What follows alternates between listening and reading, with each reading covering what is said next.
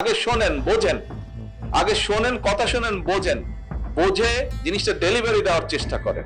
গাফিলতিও তিনি যেমন সেটিকে পাত্তা দিচ্ছেন না বা সেটির বিরুদ্ধে তিনি কঠোর ব্যবস্থা নিচ্ছেন।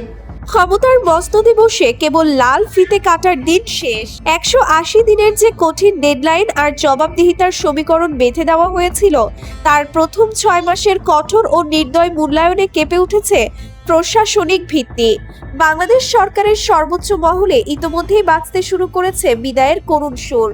পরম গোপনীয়তার চাদরে ঢাকা প্রধানমন্ত্রী তারেক রহমানের টেবিলে আজ জমা পড়েছে এমন এক লাল তালিকা, যা জনসমক্ষে এলে বঙ্গভবন থেকে শুরু করে সচিবালয় পর্যন্ত তৈরি হবে এক তীব্র ভূমিকম্পন। প্রথম 6 মাসের পারফরমেন্স মূল্যায়নে চরম ব্যর্থতা, সীমাহীন অনিয়ম আর ব্যক্তিগত কেলেঙ্কারির দায় নিয়ে মন্ত্রিসভার বেশ কয়েকজন পূর্ণ মন্ত্রী ও প্রভাবশালী প্রতিমন্ত্রী তাদের পদ হারানোর চূড়ান্ত দ্বারপ্রান্তে। একটি সরকারের প্রথম 6 মাসের মাথায় এসে নিজ দলেরই শীর্ষ তারকাদের বিরুদ্ধে এমন আপোষহীন ও নজিরবিহীন প্রশাসনিক পদক্ষেপ বাংলাদেশের রাজনীতির ইতিহাসে এক অভূতপূর্ব ঘটনা।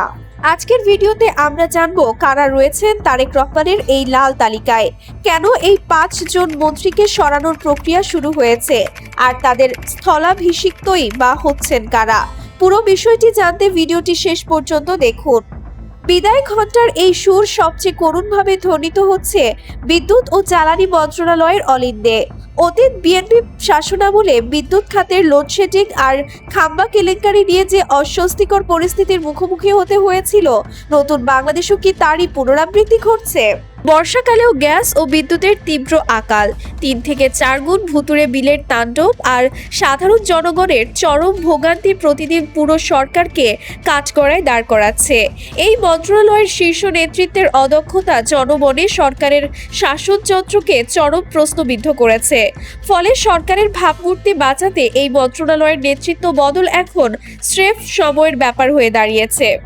পতনের এই রেড লিস্টে এরপরেই রয়েছে শিক্ষা ও স্বাস্থ্য মন্ত্রণালয়ের দায়িত্বপ্রাপ্তদের নাম। দেশের ভবিষ্যৎ প্রজন্মের ভাগ্য চেয়ে খাতের ওপর দাঁড়িয়ে সেই শিক্ষা মন্ত্রণালয় পরিণত হয়েছে নানামুখী বিতর্ক আর প্রশাসনিক বিশৃঙ্খলার আঁতুড়ঘরে। দেশের এক দুর্যোগময় পরিস্থিতিতে সাধারণ মানুষের জীবনের নিরাপত্তা যখন মুখ্য ছিল, তখন জোরপূর্বক পরীক্ষা আয়োজনের ঘটকারী সিদ্ধান্তে অনড় থাকা এবং পরবর্তীতে গণমাধ্যমের সামনে নানা বিতর্কিত বক্তব্য পুরো সরকারকে ব্যাকফুটে ঠেলে দেয়। ফলে শিক্ষা খাতকে বাঁচাতে বর্তমান মন্ত্রীর বিদায়পত্র এখন প্রধানমন্ত্রীর স্বাক্ষরের অপেক্ষায়। অন্যদিকে স্বাস্থ্যমন্ত্রী সর্দার সাখাওয়াত হোসেন বকুল দায়িত্ব গ্রহণের পর থেকেই পুরো স্বাস্থ্য বিভাগকে ঠেলে দিয়েছেন বিশৃঙ্খলার অতল গহ্বরে। আদ্দিন হাসপাতালকে কেন্দ্র করে কোটি কোটি টাকার ঘুষের বিতর্কিত মন্তব্য এবং পরবর্তীতে পিছু হটতে বাধ্য হওয়া সরকারের জন্য চরম অবমাননাকর পরিস্থিতির জন্ম দিয়েছিল। সর্বশেষ ঢাকা মেডিকেল কলেজের এক অনুষ্ঠানে দেশের প্রধানমন্ত্রীর উপস্থিতিতে বক্তব্য দিতে উঠে যখন তিনি খেই হারিয়ে ফেলেন এবং স্বয়ং প্রধানমন্ত্রীকে মাইক হাতে নিয়ে প্রকাশ্যে বলতে হয় মূল বিষয়ে কথা বলুন, তখনই জনসম্মুখে তার প্রশাসনিক নিয়ন্ত্রণের কঙ্কালসার রূপটি উন্মোচিত হয়ে যায়। প্রধানমন্ত্রীর সেই প্রকাশ্য ভর্ৎসনায় মূলত বকুলের বিদায়ের চূড়ান্ত সিলমোহর এঁকে দেয়।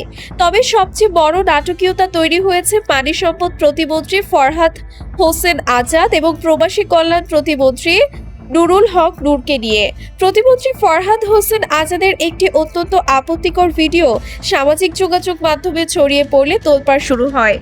সংবাদ সম্মেলনে তিনি দাবি করেছিলেন ভিডিওটি এআই বা কৃত্রিম বুদ্ধিমত্তা দিয়ে বানানো, কিন্তু আন্তর্জাতিক ফ্যাক্ট চেকিং সংস্থাগুলোর সূক্ষ্ম ফরেনসিক বিশ্লেষকে অকাট্যভাবে প্রমাণিত হয় যে এটি কোনো এআই প্রযুক্তি নয়, বরং শতভাগ আসল ভিডিও।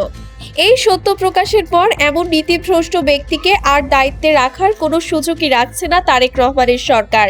একইভাবে গণ অধিকার পরিষদের সভাপতি ও প্রবাসী কল্যাণ প্রতিমন্ত্রী নুরুল হক নূরের বিরুদ্ধেও মন্ত্রণালয়ে নানা অনিয়ম, দুর্নীতি ও চাষিদের চরম ক্ষোভের কারণে তাকেও পদ থেকে সরিয়ে দেওয়ার নীতিগত সিদ্ধান্ত চূড়ান্ত হয়েছে।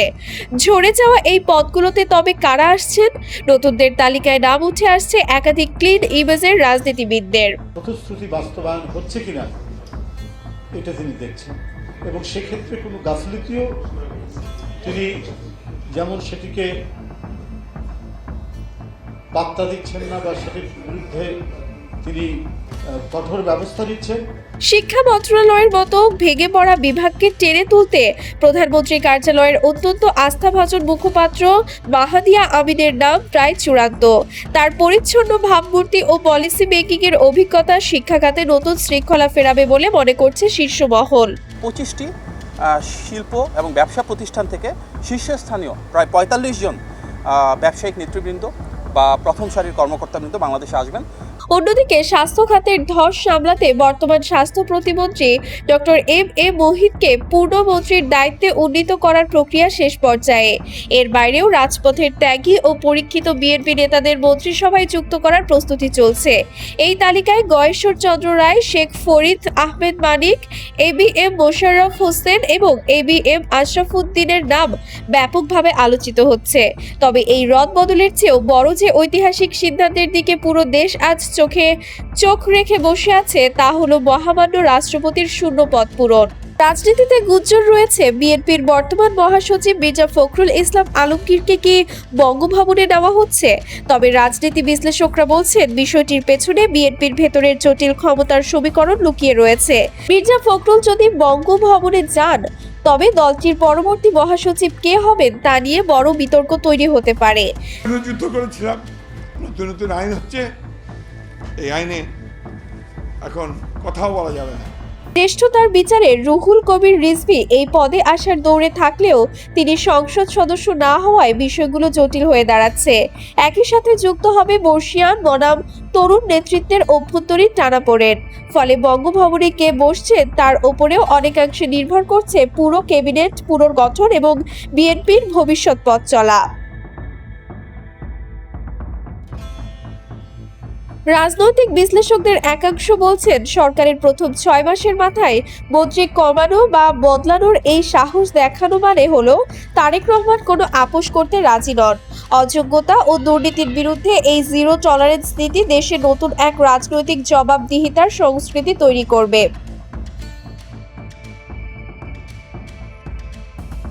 প্রিয় দর্শক, আপনি কি মনে করেন তারেক রহমান যদি সত্যি তার এই ব্যর্থ মন্ত্রীদের বাদ দিয়ে কড়া উদাহরণ তৈরি করেন তাহলে কেমন হবে, নাকি এটি স্রেফ রাজপথের রাজনৈতিক গুঞ্জনেই সীমাবদ্ধ থাকবে? আপনার মতামত অবশ্যই নিচে কমেন্ট করে জানাবেন। ভিডিওটি ভালো লাগলে লাইক দিন এবং রাজনীতি সম্পর্কিত এমন প্রতিটি ব্রেকিং খবরের জন্য আমাদের চ্যানেলটি সাবস্ক্রাইব করে বেল আইকনটি বাজিয়ে রাখুন।